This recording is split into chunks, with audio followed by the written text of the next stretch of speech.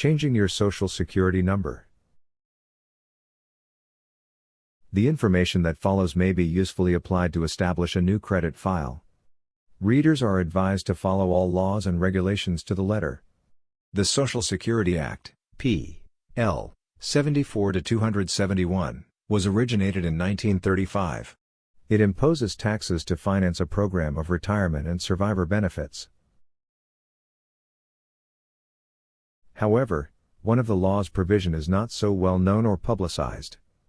According to the Department of Health, Education and Welfare's publication, Records, Computers and the Rights of Citizens, the regulation provided that any employee may have his/her account number changed at any time by applying to the Social Security Board and showing good reason for a change. With that exception, only one account number will be assigned to an employee. The following is an example of one individual who used the above method to change his Social Security number. This individual, armed with the above information, requested that a new Social Security number be assigned. The manager at the SSN office had never heard of someone being assigned a new number, a new name, yes, but a new number, no. The individual explained that under the law one could have a SSN change if a good reason could be supplied. The good reason this person supplied was as follows.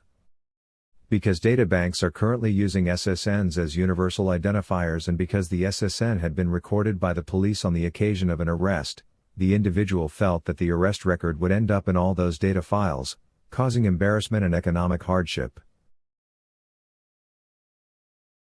Another plausible reason for requesting a new SSN would be reasonable suspicion that someone else had appropriated your name and number and is causing you embarrassment and economic hardship. You can come up with other plausible reasons. This method is available to you, but it could take you up to 90 days to get your new Social Security number. Don't be afraid of the officer at the Social Security office. All they can say is no. But if you are insistent, you may get a new Social Security number. Then you can follow the steps to set up your new credit file.